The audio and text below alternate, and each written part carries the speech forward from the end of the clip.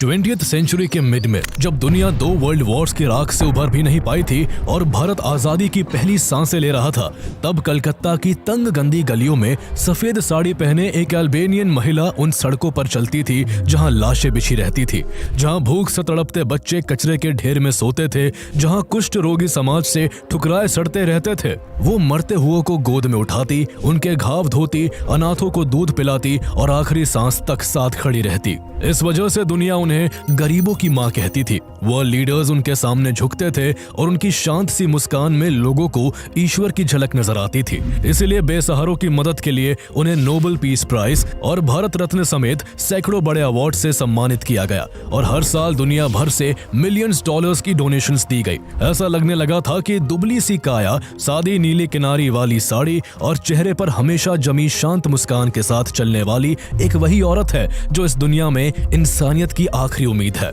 लेकिन इस प्रेम की मूर्ति वाली छवि के पीछे एक दूसरा चेहरा भी था जो उतना ही अंधेरा, रहस्यमयी और विवादों से भरा हुआ था। उनके आश्रमों में दर्द से करहाते मरीजों को जानबूझकर पेन किलर्स नहीं दिए जाते थे, क्योंकि वो मानती थी कि पीड़ा ईश्वर के करीब ले जाती है। अरबों डॉलर्स का दान आता था पर मरीजों को एक इंजेक्शन तक ठीक से नहीं लगता था और इस्तेमाल की हुई सुइयों को ठंडे पानी से धोकर दोबारा लगाया जाता था।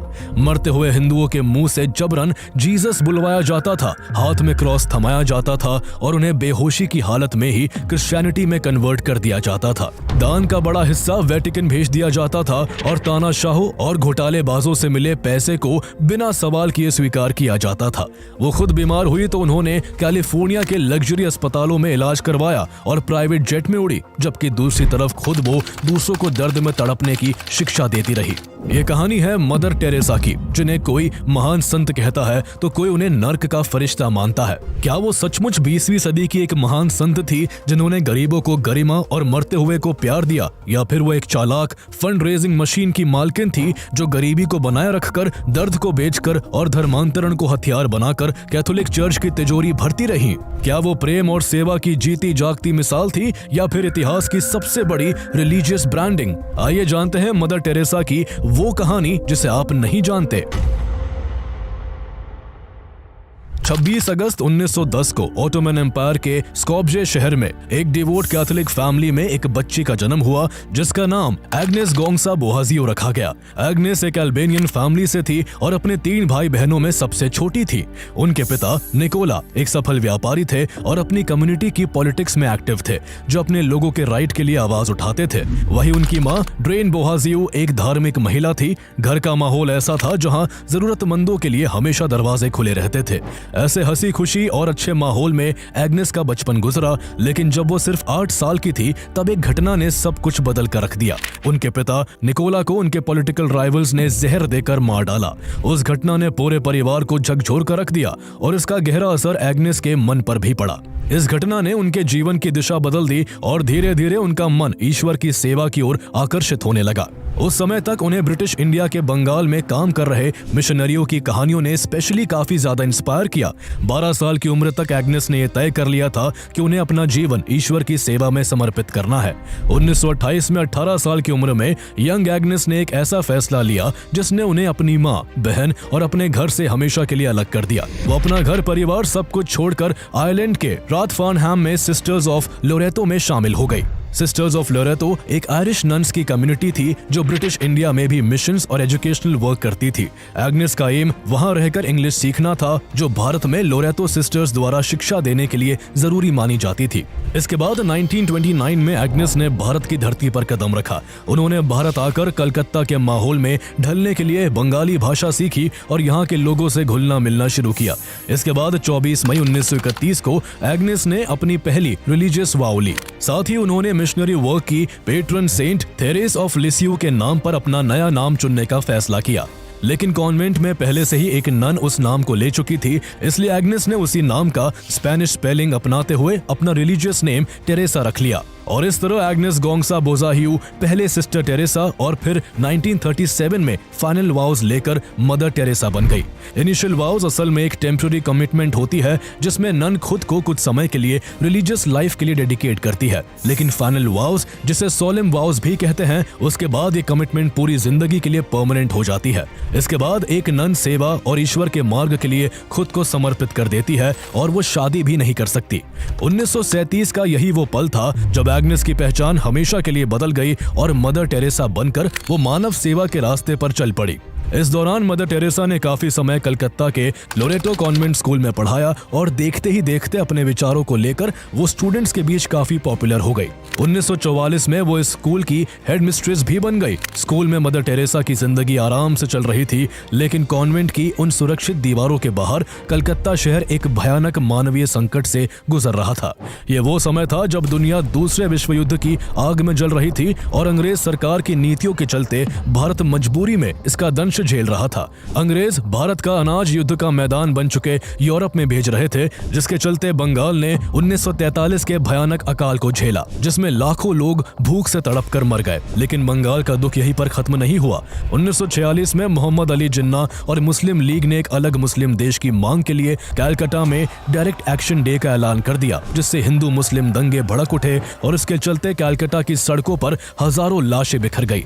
स्कूल की खिड़की से साफ साफ दिखने वाली इस तबाही और अपार पीड़ा ने मदर टेरेसा को भीतर तक बेचैन कर दिया। इसके बाद 10 दिसंबर 1946 का वो दिन आया जब मदर टेरेसा की जिंदगी ने एक और अहम मोड़ लिया। इस दिन मदर टेरेसा अपनी एनुअल रिट्रीट के लिए ट्रेन से दार्जिलिंग जा रही थी। उस ट्रेन के डिब्बे में भीड़ और शोर के बीच उन्हें एक ऐसा एहसास हुआ जो पहले कभी नहीं हुआ था। इसे उन्होंने call with in a call कहा। मदर टेरेसा के मुताबिक जीसस ने उन्हें आवाज दी और कहा कि कॉन्वेंट की सुरक्षित दीवारों को छोड़ दो और उन लोगों के बीच जाकर रहो जो सबसे गरीब है, जिन्हें समाज ने ठुकरा दिया है। मदर टेरेसा ने उसी पल फैसला कर लिया कि वो अब अपनी जिंदगी का रास्ता इसी डायरेक्शन में मोड़ देंगी। लेकिन वो ये बात भी अच्छे से जानती थी कि इस एहसास को सच्चाई में बदलना इतना आसान नहीं होगा, क्योंकि वो अपने सुपीरियर्स की इजाजत के बिना कॉन्वेंट नहीं छोड़ सकती थी। लेकिन वो तय कर चुकी थी कि ईश्वर के बताए रास्ते पर चलना है, इसलिए उन्हें लगभग 2 साल तक अपने आला अधिकारियों को अपना रास्ता बदलने के लिए मनाना पड़ा। 1947 में जब देश का बंटवारा हुआ तो लाखों की संख्या में poor Hindu refugees east Pakistan से कलकत्ता आ गए। शहर की आबादी अचानक बढ़ गई और सड़कें, स्टेशन, खाली जमीनें, हर जगह रेफ्यूजीज के टेम्पररी कैंप बन गए। भूखमरी, बीमारी और लाचारी का एक समंदर था जिससे निपटने में सरकार भी असमर्थ थी। इसी माहौल में मदर टेरेसा ने अपना काम शुरू किया। उन्होंने लोरेटो की ट्रेडिशनल ब्लैक ड्रेस को उतारकर एक सिंपल व्हाइट कॉटन साड़ी पहन ली, जिसके किनारे पर नीली पट्टी थी। यही ड्रेस आगे चलकर उनकी पहचान बन गई। उनके लिए शुरुआत बेहद कठिन थी क्योंकि उनके पास कोई पैसा नहीं था, लेकिन धीरे धीरे उनकी लगन देखकर लोग उनसे जुड़ने लगे। उनकी पुरानी स्टूडेंट्स भी उनकी मदद के लिए आगे आई और उनका कारवां चल पड़ा। इसके बाद 1948 में उन्होंने इंडियन सिटीजनशिप भी ले ली और पूरी ताकत से अपने काम में लग गई। 7 अक्टूबर 1950 को उन्होंने वेटिकन से स्पेशल परमिशन लेकर मिशनरीज ऑफ चैरिटी की स्थापना की, जो शुरुआत में सिर्फ 12 मेंबर्स की एक छोटी सी टीम थी, लेकिन इसकी जड़ें आगे चलकर दुनिया भर में फैलने वाली थी। इन मेंबर्स ने पॉवर्टी, चैस्टिटी एंड ओबीडियंस की 3 ट्रेडिशनल कैथोलिक वाउस के अलावा एक चौथी और अनोखी प्रतिज्ञा ली, पुअरेस्ट ऑफ द पुअर की बिना किसी भेदभाव के सेवा करना। सबने मिलकर उन लोगों की देखभाल करना शुरू किया जिन्हें समाज ने पूरी तरह त्याग दिया था, जिन्हें अस्पतालों ने भर्ती करने से इनकार कर दिया था और जो सड़कों पर धीरे धीरे मौत की गोद में समाते जा रहे थे। 1952 में उन्होंने कलकत्ता के काली घाट क्षेत्र में एक पुराने खाली पड़े हिंदू देवी काली के मंदिर को अधिकारियों की मदद से हासिल किया और उसे हॉस्पिस में बदल दिया, जिसका नाम निर्मल हृदय यानी home of the pure hearts रखा गया। यहाँ पर गरीब मरीजों को फ्री में इलाज और खाना दिया जाने लगा। इसके 3 साल बाद 1955 में उन्होंने शिशु भवन की एस्टैब्लिशमेंट की, जो उन नवजात शिशुओं और छोटे बच्चों के लिए घर बना जिन्हें उनके परिवार ने गरीबी, बीमारी, विकलांगता या सामाजिक कलंक के कारण सड़कों पर कचरे के ढेर में या नालियों के किनारे फेंक दिया था। मदर टेरेसा का तरीका बिल्कुल साफ और सीधा था। जो मर रहा हो उसे गोद में उठाओ, जो भूखा हो उसे रोटी दो और जो अकेला और टूटा हुआ हो उसे अपना साथ दो। कलकत्ता की तंग गलियों से शुरू हुआ ये काम जल्द ही भारत के अन्य शहरों में फैलने लगा। दिल्ली, मुंबई, चेन्नई जैसे बड़े शहरों में मिशनरीज ऑफ चैरिटी के सेंटर्स खुलने लगे। उनके साथ काम करने वाली नन्स की संख्या भी काफी ज्यादा बढ़ने लगी। नेचुरल डिजास्टर्स एंड एपिडेमिक्स के दौरान भी उनकी सिस्टर्स आगे रहती। बाढ़ आने पर वो अफेक्टेड एरियाज में जाकर लोगों तक खाना और जरूरी सामान पहुंचाती। इसके अलावा उन्होंने लेप्रोसी पेशेंट्स के लिए शांति नगर जैसे सेंटर्स बनाए जहां उनका इलाज किया जाता था। जब मदर टेरेसा ये सब कर रही थी तब उनके काम की चर्चा भारत में हर तरफ हो रही थी। हर कोई उनके काम को सराह रहा था और लोग उन्हें डोनेशंस भी देने लगे। उनके काम को भारत सरकार ने भी रिकॉग्नाइज किया और 1962 में उन्हें पद्मश्री से सम्मानित किया। भारत में पॉपुलैरिटी हासिल कर रही मदर टेरेसा की मिशनरीज ऑफ चैरिटी तब भारत की सीमाओं को पार कर ग्लोबल लेवल पर भी फैलने लगी, जब फरवरी 1965 में पोप पॉल VI ने मिशनरीज ऑफ चैरिटी को एक विशेष मान्यता दे दी। इसके बाद जो हुआ वो किसी चमत्कार से कम नहीं था। उनकी संस्था ने तेजी से ग्लोबल एक्सपेंशन किया। भारत के बाहर उनकी पहली कांग्रेगेशन 1965 में वेनेजुएला में खुली, फिर रोम, तांजानिया और देखते ही देखते उनकी संस्था दुनिया के कई देशों में पहुंच गई। अमेरिका में उनका पहला सेंटर न्यूयॉर्क के साउथ ब्रॉन्क्स एरिया में एस्टैब्लिश किया गया, जो उस समय अपराध और गरीबी का गढ़ था। ऑस्ट्रेलिया से लेकर अफ्रीका तक दुनिया के सबसे पिछड़े और नेग्लेक्टेड इलाकों में उनकी मिशनरीज पहुंच रही थी। लेकिन उनकी जिंदगी में अगला बड़ा मोड़ तब आया जब 1969 में BBC ने उनके जीवन पर एक डॉक्यूमेंट्री बनाई जिसका नाम समथिंग ब्यूटीफुल फॉर गॉड था। डॉक्यूमेंट्री में कलकत्ता की गलियों में उनके एवरीडे स्ट्रगल्स दिखाए गए। सड़कों पर पड़े मरते लोगों को उठाना, कुष्ठ रोगियों के घाव धोना, अनाथ बच्चों को गोद में लेकर दूध पिलाना। जैसे ही ये डॉक्यूमेंट्री टीवी पर टेलीकास्ट हुई, मदर टेरेसा की पॉपुलैरिटी में जबरदस्त उछाल आया। वो अचानक से पूरी दुनिया की नजरों में आ गई। न्यूज़पेपर्स, मैगजीन्स और टीवी शोज में उनका जिक्र होने लगा। वर्ल्ड लीडर्स, प्रेसिडेंट्स और पोप्स उनसे मिलने लगे। लोग उन्हें किसी सेंट की तरह देखने लगे। पॉपुलैरिटी के साथ साथ मिशनरीज ऑफ चैरिटी के लिए डोनेशंस की भी बाढ़ आ गई। दुनिया भर से लोग उनके इस नोबल कॉजेस में हेल्प करने के लिए आगे आने लगे। ब्रिटेन, अमेरिका और यूरोप से बड़ी संख्या में फाइनेंशियल हेल्प मिलने लगी। मेडिसिन, फूड, क्लोथ्स और फंड्स सब कुछ पहले से कई गुना ज्यादा मिलने लगा। 1971 में जब पाकिस्तान से आजादी की जंग के कारण ईस्ट पाकिस्तान में युद्ध के हालात बने हुए थे तो पूरा कलकत्ता रेफ्यूजीज से भर गया था। बस स्टैंड, चौराहे, पार्क, ऐसी कोई जगह नहीं थी जहां टेंट ना लगे हो। इनमें हजारों यतीम बच्चे, बूढ़े और विकलांग शामिल थे। मदर टेरेसा ने आगे आकर उनकी भी मदद की और उन्हें रहने को छत और खाने को भोजन दिया। ऐसे में उन्हें गरीबों और बेसहारों की मदद करने के लिए 1979 में world's most prestigious award, Nobel peace prize से सम्मानित किया गया। इतना ही नहीं, एक साल बाद 25 जनवरी 1980 को भारत सरकार ने भी उन्हें देश के सर्वोच्च नागरिक सम्मान भारत रत्न से सम्मानित किया। वो पहली गैर भारतीय मूल की महिला थी जिन्हें इतना बड़ा ऑनर मिला था। नोबेल पीस प्राइज और भारत रत्न मिलने के बाद मदर टेरेसा की पॉपुलैरिटी पीक पर पहुंच गई। इसके बाद 1982 में लेबनान के वॉर टॉर्न रीजन्स में इजरायली सीज के बीच फंसे 37 डिसेबल्ड बच्चों को सुरक्षित बाहर निकालना हो, 1985 में न्यूयॉर्क में एड्स पेशेंट्स के लिए पहला एड्स होम खोलना हो, या 1988 में आर्मेनिया के डेवास्टेटिंग अर्थक्वेक के बाद राहत लेकर पहुंचना हो, हर बड़े ह्यूमैनिटेरियन क्राइसिस में उनका नाम सबसे आगे दिखने लगा। लगातार कई दशकों तक ऐसे सेवा के काम करने की वजह से मीडिया और वेस्टर्न जगत में वो कंपैशन की ग्लोबल सिंबल बन चुकी थी। वर्ल्ड लीडर्स उनके सामने झुकते थे, आम लोग उन्हें पूजनीय मानने लगे थे। उनकी शांत सी मुस्कान में लोगों को करुणा दिखती थी और कईयों को तो उसमें ईश्वर की झलक भी नजर आती थी। ऐसा लगने लगा था जैसे इस दुनिया में अगर कहीं निस्वार्थ सेवा बची है तो वो सिर्फ मदर टेरेसा के हाथों में ही है। लेकिन जैसे हर सिक्के के दो पहलू होते हैं, वैसे ही मदर टेरेसा की भी दो साइड्स थी। जिस मदर टेरेसा को एक तरफ reformer, humanitarian icon, pattern of the poor और प्रेम की जीती जागती मूर्ति माना जाता है, वहीं उनका दूसरा पहलू उतना ही भयानक, रहस्यमयी और कंट्रोवर्शियल है। एक ऐसा विवादित पहलू जो उनकी चमकदार पब्लिक इमेज के पीछे छिपा हुआ था और जिस कारण उन्हें नरक का फरिश्ता कहा जाता है। मल्टीपल रिपोर्ट्स और मदर टेरेसा के लिए काम करने वाले बहुत से फॉर्मर वर्कर्स के मुताबिक मदर टेरेसा के आश्रमों, स्पेशली कलकत्ता के निर्मल हृदय में मेडिकल केयर के नाम पर गरीब मरीजों के साथ खिलवाड़ होता था। यहाँ मरीजों को कभी भी ठीक से दवाइयाँ या ट्रीटमेंट नहीं मिलता था। आश्रम में पुराने वॉर टाइम स्ट्रेचर बेड्स होते थे और अंदर की जिंदगी किसी नाजी कॉन्सेंट्रेशन कंसंट्रेशन कैंप जैसी होती थी। बेसिक कम्युनिटीज जैसे चेयर्स और सैनिटेशन की भी भारी कमी थी। सबसे हैरान करने वाली बात यह थी कि गरीबों की सेवा के नाम पर मिलियंस ऑफ डॉलर्स की डोनेशंस मिलने के बावजूद बेसिक मेडिकल हाइजीन तक फॉलो नहीं की जाती थी। सिरिंजेस और नीडल्स को बार बार इस्तेमाल किया जाता था। उन्हें केवल ठंडे पानी से धोकर साफ किया जाता था, जिससे hepatitis, AIDS and other infections का बहुत बड़ा खतरा बढ़ जाता था। नीडल्स की हालत इतनी खराब हो जाती थी कि उनके टिप्स मछली के कांटे जैसे हो जाते थे, जिसे लगाने पर मरीजों को बहुत ज्यादा दर्द झेलना पड़ता था। ये सब तब था जब किसी रिसोर्स की कमी नहीं थी। खुद प्रिंस चार्ल्स तक ने अपने इंडिया विजिट के दौरान सिरिंजेस और नीडल्स खरीदकर मदर टेरेसा के मिशनरीज ऑफ चैरिटी को डोनेट किए थे। वेस्टर्न देशों से भर भर के मेडिकल सप्लाईज की डोनेशंस आती थी। वो दवाइयां महीनों तक स्टोर में पड़ी पड़ी एक्सपायर हो जाती थी, लेकिन उन्हें जरूरतमंद मरीजों को नहीं दिया जाता था। कई बार दर्द से करहाते मरीजों को पेन किलर्स तक नहीं दी जाती थी। एक बार एक जली हुई हालत में एक औरत को वहां लाया गया जो तड़प रही थी, लेकिन उसे दर्द से राहत देने के लिए कोई पेन किलर नहीं दिया गया। मैरी लाउडन, जो निर्मल हृदय में वॉलंटियर रह चुकी थी, उन्होंने बाद में बताया कि उनके सामने एक 15 साल के लड़के की मौत एक साधारण किडनी इन्फेक्शन से हो गई, क्योंकि उसे एंटीबायोटिक्स नहीं दी गई।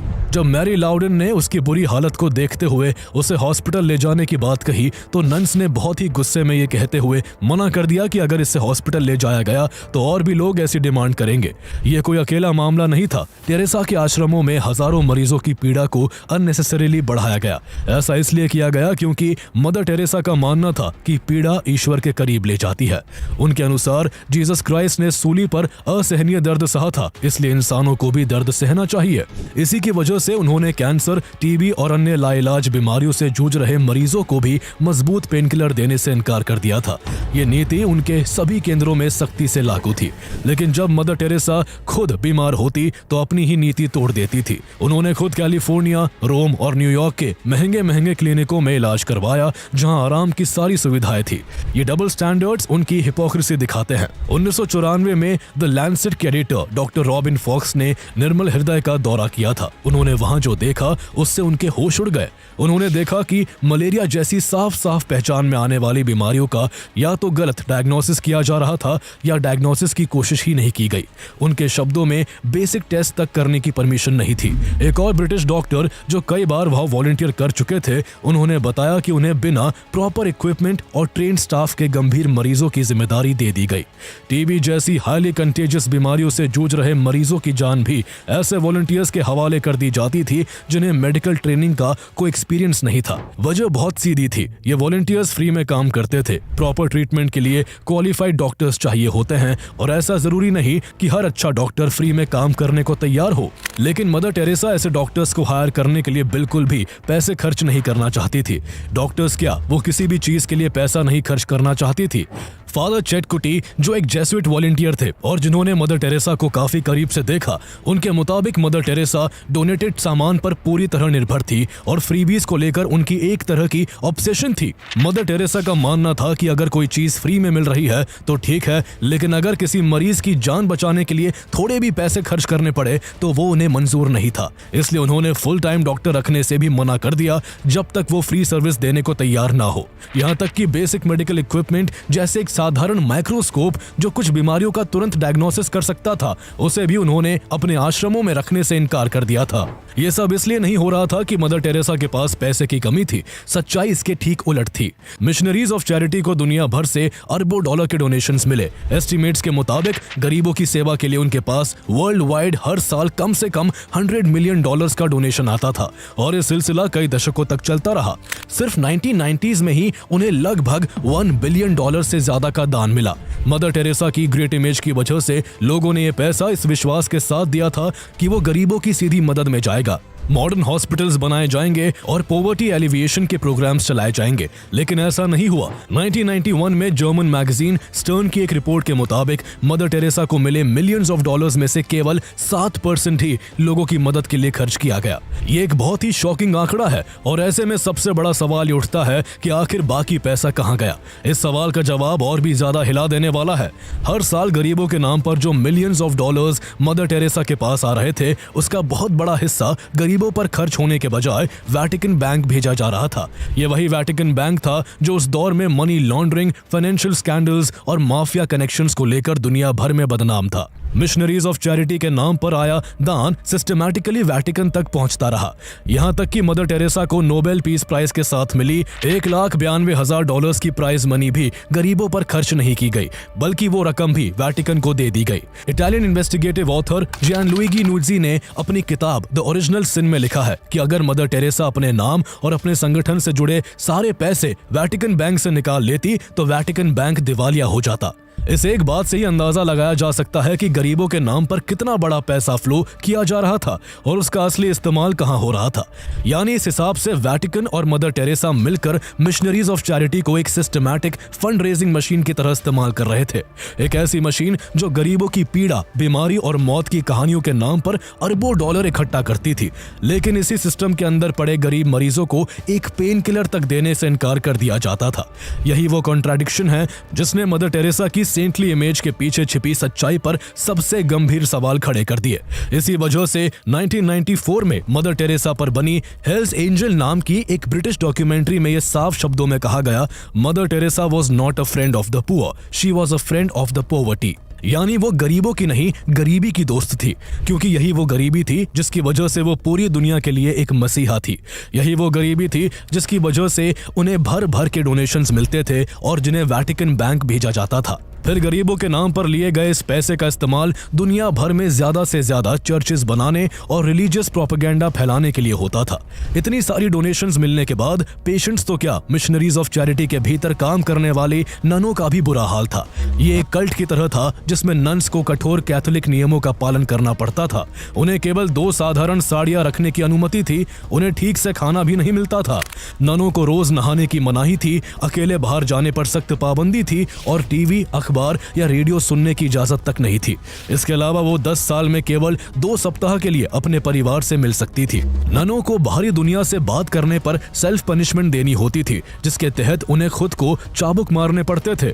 वो कांटेदार चेन पहनती जिससे उन्हें कष्ट हो और वो ईश्वर के और करीब जाए। नन्स को अनाथ बच्चों को गले लगाने से भी मना किया जाता था ताकि वो उनसे इमोशनली जुड़ ना सके। असल मायनों में मदर टेरेसा को केवल और केवल अपने डोनर्स का ख्याल रहता था। वो उनके लिए हमेशा लॉयल रहती, चाहे वो कितने ही बड़ा फ्रॉडस्टर क्यों ना हो। मदर टेरेसा के बड़े डोनर्स में से एक नाम American financial fraudster Charles kidding था, जिसने Lincoln savings and loan scam में 17,000 लोगों से $250 मिलियन से ज्यादा की ठगी की थी। उसने मदर टेरेसा की संस्था को $1.25 मिलियन का दान दिया था और मदर टेरेसा के लिए एक प्राइवेट जेट भी दिया था। जब चार्ल्स कीटिंग पर उसके स्कैम को लेकर अमेरिका के कोर्ट में ट्रायल चल रहा था, तब मदर टेरेसा ने खुद जज लैंस ईटो को एक पर्सनल लेटर लिखकर उसकी सजा को माफ करने की रिक्वेस्ट की थी।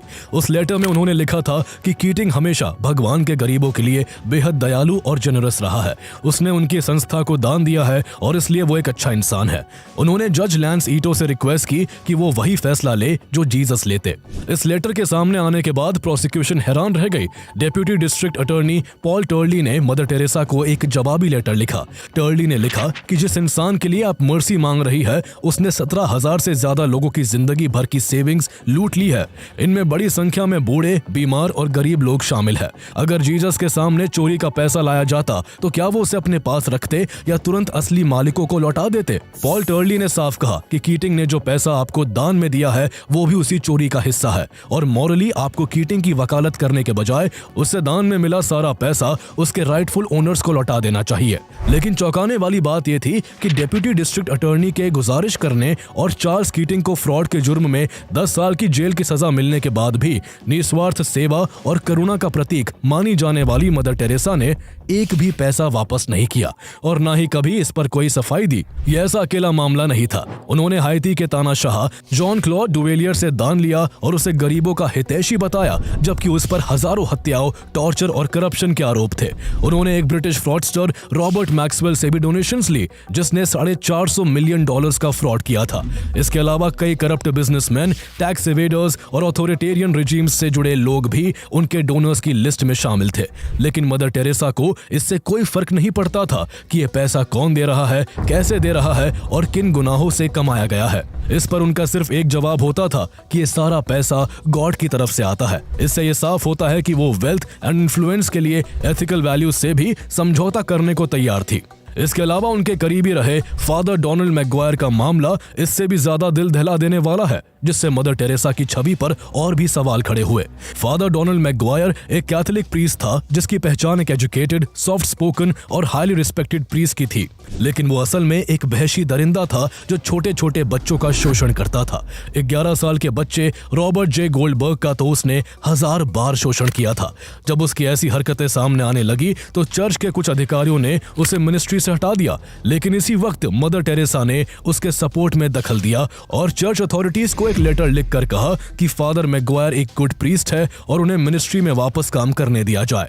डोनाल्ड मैकग्वायर मदर टेरेसा के लिए जरूरी था क्योंकि वो मिशनरीज ऑफ चैरिटी से जुड़े कार्यक्रमों में आता जाता था और वॉलंटियर्स और रिलीजियस वर्कर्स की ट्रेनिंग में मदद करता था। इसलिए मदर टेरेसा ने उसकी सिफारिश की, जिसके बाद उसे वापस मिनिस्ट्री में रख लिया गया और वो आगे भी दशकों तक मासूम बच्चों का शोषण करता रहा। हालांकि उसके इन कुकर्मों का फल उसे 2006 के बाद मिला, जब उसे जेल में डाल दिया गया और वो 2017 में जेल में रहते हुए मर गया। इस पूरे मामले ने साफ कर दिया कि मदर टेरेसा ने अपने फायदे के लिए कैसे कैसे लोगों का साथ दिया और किस तरह उनके फैसलों की कीमत कमजोर और असहाय लोगों ने चुकाई। इन सब के बावजूद जो बात सबसे ज्यादा चौंकाने वाली है वो उनकी सेवा का असली मकसद था।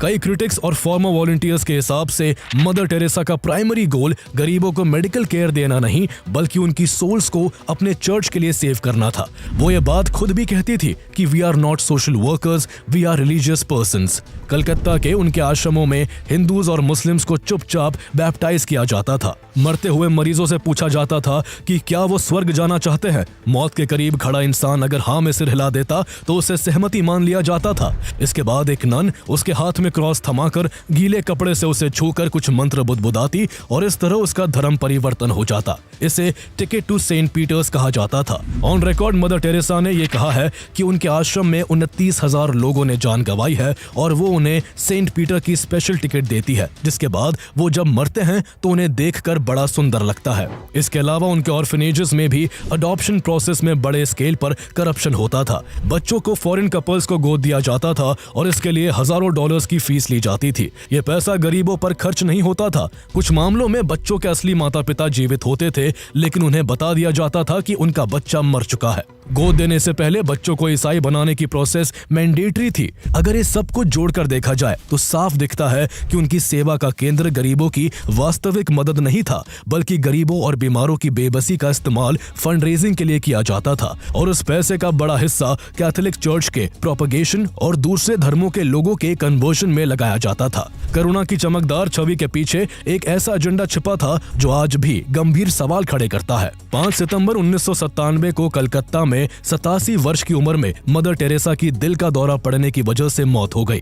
उनके मरने से पहले तक उनका संगठन 123 देशों में फैल चुका था और इसके 594 मिशनों में 3,914 सिस्टर्स थी और लाखों वॉलंटियर काम कर रहे थे। इसी दौर में उनके कामकाज से जुड़े कई विवाद भी धीरे धीरे सामने आने लगे थे, लेकिन इसके बाद भी 4 सितंबर 2016 को पोप फ्रांसिस ने उन्हें सेंट डिक्लेयर कर दिया। दरअसल कैथोलिक चर्च में किसी को संत घोषित करने के लिए यह जरूरी होता है कि वो मृत्यु के बाद 2 चमत्कार करके दिखाए। चर्च के अनुसार मदर टेरेसा का पहला मिरेकल 5 सितंबर 1998 को हुआ, जब मोनिका बेसरा नाम की महिला जो ओवेरियन ट्यूमर से गंभीर हालत में थी, उनके पेट पर मिशनरीज ऑफ चैरिटी की ननों ने मदर टेरेसा का मेडल रखकर प्रार्थना की और दावा किया गया कि ट्यूमर रातों रात गायब हो गया। हालांकि बाद में डॉक्टर्स ने दावा किया कि ये टीबी की गांठ थी जो 9 महीने की दवाइयों से ठीक हुई और ये भी कहा गया कि उसके परिवार पर ननों ने इसे चमत्कार बताने का दबाव डाला था। इसके बाद कैथोलिक चर्च के मुताबिक दूसरा चमत्कार 30 दिसंबर 2008 को एक ब्राजीलियन मैन के साथ हुआ जिसे ब्रेन ट्यूमर था। उसकी पत्नी ने मदर टेरेसा से प्रार्थना की और कुछ समय बाद वो ठीक हो गया। इन 2 कथित मिरेकल्स के आधार पर 4 सितंबर 2016 को पोप फ्रांसिस ने मदर टेरेसा को ऑफिशियली सेंट घोषित कर दिया। आज भी कई लोग मदर टेरेसा को प्रेम की मूर्ति मानते हैं और उन्हें गरीबों की मसीहा बताते हैं, जबकि कई लोग उनको संत के रूप में शैतान बताते हैं और मानते हैं कि उन्होंने अपने धर्म को बढ़ाने के लिए गरीब और असहाय लोगों का शोषण किया।